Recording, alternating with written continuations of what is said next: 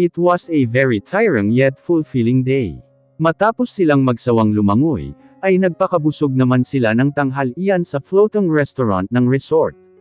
Matapos ang tanghalian ay sumakay sila ng bangka, hanggang mapagod at magsawa sila. Mabuti na lamang at hindi masyadong tirik ang araw. Tila pinagbigyan sila ng langit dahil hindi maaraw, ngunit maalinsangan pa rin ang panahon. Hindi nawala ang ningning sa mga mata ng kanyang anak, kaya naman wala ring pagsidla ng kanyang tuwa. Aniya sa isip, parang ngayon lamang niya nakitang ganun kasaya si Hyde. Natanto niyang maliban sa material na gamit, ay isang bagay ang kukumplito sa kanyang anak, iyon ay ang pamilyang may ama at ina. Pagsapit ng gabi ay sa restaurant ng resort na sila kumain ng hapunan. Matapos liyon ay nagyaya ng umuwi ang bata. Wala pang 30 minuto matapos itong maligo, at makapagpalat ng pantulog ay bagsak na ito dahil sa labis na pagod. Tumabi na rin sa kanya si Emmy matapos itong maligo, at makapagpalat ng kulay pink na damit pantulog. Medyo manipis iyon, kaya naman pinatungan niya iyon ng cut-erno nitong silk robe. Papikit na ang kanyang mga mata, nang bumukas ang pinto ng banyo. Hindi niya tuloy na iwasan ang magmulat ng mga mata. Mula sa pinto ay lumabas ang bagong ligong si Ashton Blumentritt. Kaagad niyang naamoy ang preskong amoy nito. Nakasuot ito ng maikling short at puting V-neck shirt. Ang isang kamay nito ay may hawak na towel, at tinutuyo ang kanyang kulot na buhok. "Are you feeling sleepy?" Mataman itong tumitig sa kanya. Bakit? Hindi niya naiwasang magtaas ng kilay. "Your hair is still wet." Noon lang niya naalalang nakabalot pa pala ng tuwalya ang basang buhok niya. Muntika na niyang makalimutan iyon. Walang imak siyang bumangon sa pagkakahiga. Umangat ang kamay niya upang tanggalin ang balat ng buhok niya, ngunit natigilan siya nang maunahan siya ni Ashton na tanggalin iyon. Bago pa siya makaalma, ay marahan at buong ingat nitong tinuyo ang buhok niya gamit ang tuwalya. "Ako na." Pinilit niyang inagaw ang tuwalya sa kanya, pero pinigilan lamang niya ang kanyang kamay.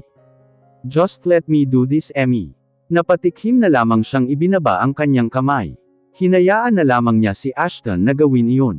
"By the way, thank you for this beautiful day. Thank you for letting me spend the day with you and my son." Hindi naman umimik si Emmy. "Sana dumating na yung araw na mapatawad mo na ako." Muling tumikim ang dalaga, upang alisin ang bar sa kanyang lalamunan bago magsalita. "Darating tayo dyan." Maya-maya lang ay naramdaman nito ang paglapat ng sukle sa kanyang buhok. "Kaya ko na. Akin na." Muling kumilos ang kamay para agawin ang sukle, ngunit kaagad din naman siyang pinigilan ni Ashton Blumentritt. "No, just let me. I like doing this." Hindi na lamang siya nagpilit pa. Hinayaan na lamang niyang suklean nito ang kanyang buhok. Nang maramdaman niyang tapos na itong suklean ang kanyang buhok, ay kaagad siyang napabaling sa lalaki. "Nood muna tayo ng TV habang hinihintay mong matuyo ang buhok mo." Bago pa siya makaimik, ay lumapit na ito sa telebisyon at binuksan iyon. Nataon na entertainment show ang palabas. Nang sumalang ang sumunod na singer, ay lumapit ito sa kanya at naglakad ng kanang kamay. "Can I have this dance?" Napaawang na lamang ang bibig ni Emmy sa inasta nito. "Sayang naman yung kanta kung magpapanas lang tayo ng laway." Napalunok na lamang si Emmy. Kumurap-kurap siya, dahil baka nananaginip lamang siya. "Please." Puno ng pagsusumamo ang kulay kayumangging mata ni Ashton. Muli na lamang siyang napatikhim bago niya marahang iangat ang kanyang kamay, at ipatong iyon sa kamay ni Ashton.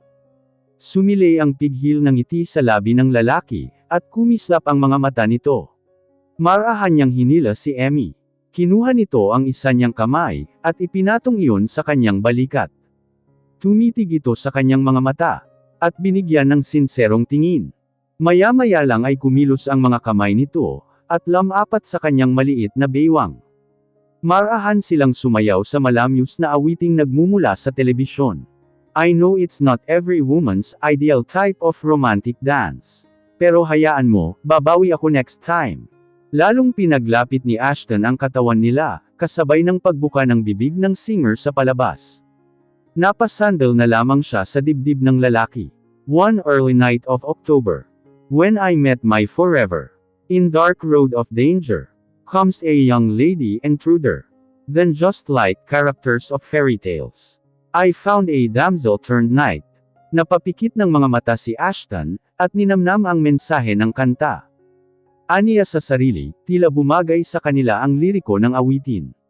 Biglang damaloy sa alaala niya ang una nilang pagkikita. Naaalala pa niya kung paano siya iniligtas ng dalagitang nakasuot ng kulay pink. Tanda pa niya kung paano nito pinaghahampas ng kahoy ang lalaking holdapper noon. Tandang-tanda pa niya kung paano itupam ito, at manghingi ng tulong. Parang nakikita pa niya ang mukha niyang may bahid ng pag-aalala noon. Maging ang ginawa nitong pagtali ng jacket sa kanyang tagiliran, ay malinaw niyang natatandaan. Napangiti siya ng mapait nang maalala niya ang paghawak sa kamay ng dalagita. Aniya, sana pala hindi na lamang niya binitiwan ang kamay niya noon. Iba sana ang naging takbo ng lahat. Swords ang armors in life's battle. Brave or not, to the young lady I stumble. Oh my beloved, hold my hand. Take me, own me ever and ever. Let's make a happy ending together. And a love that stays forever. It's you whom I only want. My young lady, trophy of my life. Tanda pa niya, mula ng araw na iyon, hindi na nawala sa isip niya ang binibini. Gayunpaman ipinangako niya sa sarili noon na hahanapin niya ito, at pagdating ng araw ay siya naman ang magtatanggol sa kanya. Iyon ang dahilan kung bakit siya nag-aral ng taekwondo, at kung paano ang gumamit ng armas. Too desperate having you. Actions done without thinking twice. Suddenly, I realized, I hurt the one I love. When she began hating me. Deep inside him aching, felt like stabbed in million times. Regrets and pain overflowing. Lalong napahigpit ang pagkakayakap niya sa dalaga, nang maalala niya ang pang-aabuso na ginawa niya sa babae. Gusto niyang saktan ang sarili, nang makita niyang umiiyak ito. Gusto niyang magsisi na labis siyang nagpadala sa emosyon noon. Noong araw na iyon, nalaman niyang ang inuwing babae ni Indigo sa House of Gabriel, ay ang babaeng 5 taon na niyang hinahanap. Once again, he felt betrayed. Para siyang sasabog sa ideyang girlfriend na ni Indigo si Emmy. Nagpadalos-dalos siya ng desisyon, hanggang sa namalayan na lamang niyang niyayakap niya ang katawan nito. Ano ba? Balak mo ba akong tapusin Mr. Villacorda? Hindi na ako makahinga. Tila bumalik siya sa realidad dahil sa reklamo ni Emmy. Bahagya niyang niluwagan ang pagkakayakap niya sa babae.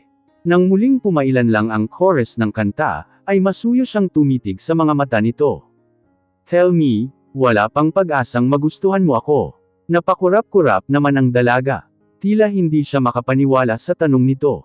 Tell me, so that I know what to do. Tumikim muna siya bago sumagot. Required bang magustuhan kita? Yes, mabilis niyang sagot. Bakit? Sandaling natahimik si Ashton Blumentritt, bago niya nagawang sumagot. Because you are the mother of my child. So, ano ngayon kung nanay ako ng anak mo? Pwede tayong maging magulang kay Hyde, kahit hindi natin gusto ang isa't isa. Hindi pwede yan kasi pakakasalan kita. Napaatras ang dalaga sa narinig. Nanlaki rin ang mga mata nito. Pakakasalan ka dyan. Baka hindi mo ako kilala, magastos ako. Kapag pinakasalan mo ako, ubus agad ang pera mo sa kasya shopping ko. It's okay. Mabilis niyang turan. Tila hindi ito nabahala sa sinabi niya. Ito naman hindi makagets. Naiintindihan ko yun. It's your way of saying you don't like marrying me. Napanguso na lamang ang dalaga. Kasi naman, kung ano-ano kasing tinatanong mo. Humigpit naman ang pagkakayakap sa kanya ni Ashton, kasabay muli nilang pagsayaw sa awitin. Sana dumating na yung araw na mapatawad mo na ako, Emmy. Puno ng sinseridad niyang turan, ngunit hindi naman iyon pinansin ng dalaga. Tapos na yung kanta. Awat na. Bahagya pa niyang itinulak ang dibdib ni Ashton, upang tuluyang kumalas sa kanya. Ngunit mabilis nitong nahawakan ang kanyang kamay upang pigilan. Matutulog na ako. Palusot niya. Pakiramdam niya kasi, habang tumatagal ay lalong lumalakas ang tibok ng kanyang puso. Good night. Lumapit ang mukha nito sa kanyang mukha. Bago siya makahuma, at lamapat na labi nito sa kanyang labi. Napapapikit na lamang siya, hanggang sa namalayan niyang tumutugon na siya sa halik nito. Tila binuhusan ng malamig na tubig si Emmy Valdez, nang matanto niyang tumugon siya sa halik nito. Kaagad niyang itinulak si Ashton Blumentritt. Nang maghiwalay ang kanilang mga labi, ay mabilis at taranta siyang lumapit sa kama. Walang lingon-lingon siyang nagtalukbong ng kumot. Nakakahiya. Asal niya sa isip. Gusto niyang taktukan ang sarili, dahil tumugon siya sa halik nito. Hey Emmy? Narinig pa niya ang pagtawag sa pangalan nito, ngunit nanatili siya sa kanyang ayos. Aniya sa isip, kung pwede lang siyang lumubog sa kahihiyan, ay kanina pa sana niya ginawa. Hindi niya moari kung gaano niya katagal inisip ang kahihiyan niyang nagawa. Hanggang sa kusa yatang napagod ang isip niya, unti-unti siyang nakaramdam ng antok. Nagising lamang ang inaantok niyang diwa, nang maramdaman niya ang paglundo ng kama sa tabi niya, indikasyon na mayroon umupo sa kanyang tabi. Napatihaya siya ng higa. Maya-maya lang ay bumaba ang kumot na nakatikip sa kanyang mukha.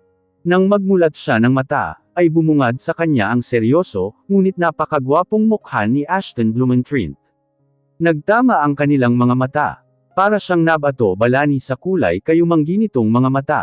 Parang bigla siyang napipi at nabingi, dahil sa malakas sa tibok ng kanyang puso. Maya-maya lang ay unti-unting bumaba ang mukha nito sa kanyang mukha.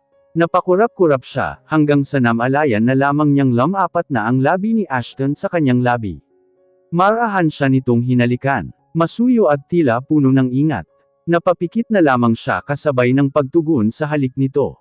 Ang marahan nitong halik ay unti-unting lumalim. Napahawak na lamang sa batok niya si Emmy.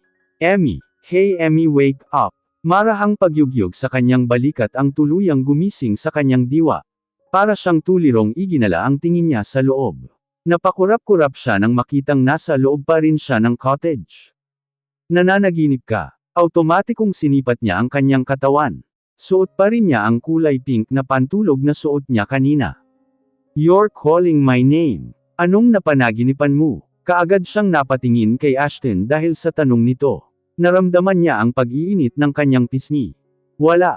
Umiling-umiling siya. Dali-dali rin siyang tumagilid ng higa, para itago ang kanyang pamumula. Are you sure? Muli pa nitong tanong na sinagot na lamang niya ng tango. Naramdaman niya ang paghiga ni Ashton sa tabi niya, dahilan para mapalingon siya rito. Diyan ka matutulog. Yeah, there's no space beside our son. Automatiko siyang napabangon, at mabilis na napatingin sa gilid ni Hyde. Totoo ngang wala ng space roon. Hindi. Umiling-iling ito. Ayokong makatabi ka. Tila napapaso siyang bumaba ng kama. What? Kanina pa tayo magkatabi. Ngayon ka lang magrereklamo kung kailan umaga na. Lalong nanlaki ang mata ni Emmy sa narinig. Anong sabi mo? Tinabihan mo ako. Sinamantala mong tulog ako. Lalong nagsalubong ang kilay ni Ashton Blumentritt sa pinagsasabi nito. I had no choice. Walang space sa tabi ni Hyde. Sana nilipat mo siya ng pwesto. What's wrong with you? I thought we're already okay. We even kissed last night. Napasinghap siya sa narinig. Hep, bawiin mo yan, walang kiss na naganap. Guni-guni mo lang yun. Unbelievable. If it's not real then let make it's real. Bumaba ito ng kama at lumapit sa kanya. Automatiko siyang naalarma. Anong binabalak mo? Nanlaki ang kanyang mata, nang makita niyang humakbang ito patungo sa kanya. Taranta siyang tumakbo patungo sa kusina, ngunit kaagad din naman siya nitong nasukol. Impit siyang napatili nang yapyusan siya nito sa baywang. Huwag mo akong hahalikan. Hindi kita mapapatawad kapag ginawa mo yun. Tili niya. Napabuntong hininga na lamang si Ashton. Alright, but let's go back to sleep. It's just 3 in the morning. Sige, pero ayoko ngang makatabi ka. Fine, ililipat ko si Hyde. Impit siyang napatili nang buhatin siya nito pabalik sa higaan. Napalunok na lamang siya nang mamasdan niya ang perpektong panga nito, na lalong nagdaragdag ng kanyang kakisigan. Marahan siya nitong ibinaba sa kama. Maya-maya lang ay umibis ito, at tinungo ang kinaroroonan ni Hyde. Walang kahirap-hirap niya itong inyusod ng higaan. Let's sleep now. Pumwesto ito ng higa sa tabi ng bata. Nang makapagkumot na ito, ay kaagad rin niyang ipinikit ang kanyang mga mata. Ilang sandali pa siyang pinagmasdan ni Emmy. Nang lumipas ang ilang minutong hindi ito nagmulat ng mata, ay nagdesisyon na rin siyang mahiga sa tabi ni Hyde. Nang lumipas ang ilang sandaling hindi niya makuha ang kanyang tulog, ay tumagilid siya ng higa. Pinilit niyang ipikit ang kanyang mga mata, ngunit tila ba nang aasar ang isip niya. Tila sirang plak ang nag-replay sa utak niya ang mga halik at haplos ni Ashton sa kanyang panaginip. Tumagilid siya ng higa, at pilit winaksi ang nasa isip. Ngunit lalo lang niyang hindi makuha ang antok nang mamasdan niyang ang tila perpektong mukha ni Ashton Blumentritt. Hayes, life nga naman oh. Muli siyang tumagilid ng higa. Lumipas na yata ang isang oras, pero hindi pa rin makuha ang kanyang antok. Can't sleep. Tila nanuyo ang lalamunan niya nang marinig ang boses nito. It's already past 4. Wanna join me? Hintayin natin ang sunrise. Napalingon siya sa kanya. Gusto rin niyang ma-experience ang manood ng sunrise, dahil hindi pa niya iyon nagagawa. Paano si Hyde? Diyan lang naman tayo sa labas. Makikita niya tayo agad kapag nagising siya. Hindi siya nagkaimik agad, pero sa kaibuturan niya ay gusto niyang pumayag. So let's go. Para siyang nahihipnotismo, natagpuan na lamang niya ang sariling tumatango. Nang makalabas sila ng cottage, ay inakbayan siya ni Ashton. Hindi na siya umalma dahil linalamig din naman siya. Mayroong bonfire sa tabing dagat. Doon nila napiling tumambay, habang hinihintay ang pagsikat ng araw. Pagkaupo pa lamang nila, ay kaagad hinugot ni Ashton ang kanyang cellphone at nagtipa. Inabala na lang din niya ang sarili sa pagtingin sa dagat. Ilang sandali lang ay naramdaman niya ang paninitig ni Ashton Blumentritt sa kanya. Huwag ko akong titigan, baka matuno ako. I just can't help it. Inalis nito ang tingin sa kanya at bumaling sa dagat. Until now, I still can't believe that you are sitting beside me. Noon na siya napatingin sa lalaki. You are very far from me, and it seems impossible to reach you. Kasi mayaman ka tapos ako mahirap lang. Bumaling naman si Ashton dahil sa sinabi niya. No, that's not what I mean. I am very old for you. Oo nga, para nakitang tiyuhin. Napasimangot naman si Ashton dahil sa kanyang tinuran. I am just 11 years ahead of you. Tila naasar niyang saad. Ikaw kaya ang nagsabi na ang tanda mo na. Lalo namang nalukot ang mukha nito. Pero ngayon, wala ka nang magagawa kasi ako ang ama ni Hyde. You will marry me soon. Bago pa siya makapag-react sa sinabi nito, ay isang lalaki ang lumapit sa kanila. Mr. and Mrs. Villacorda, may manti itong ngiti sa labi. Is that my order? Yes sir. Iniabot naman nito sa kanya ang hawak niyang 2 cup ng kape, at isang box ng buko roll. Nang makuha ni Ashton iyon, ay kaagad siyang nagbigay ng cash sa lalaki. Matapos iyon ay kaagad din itong umalis. Matapos buksan ni Ashton ang isang cup, ay iniabot niya iyon kay Emmy. Tahimik naman niya iyong tinanggap. Wow! Nagningning ang kanyang mga mata, nang magsimulang lumabas ang araw. Picture tayo, dali.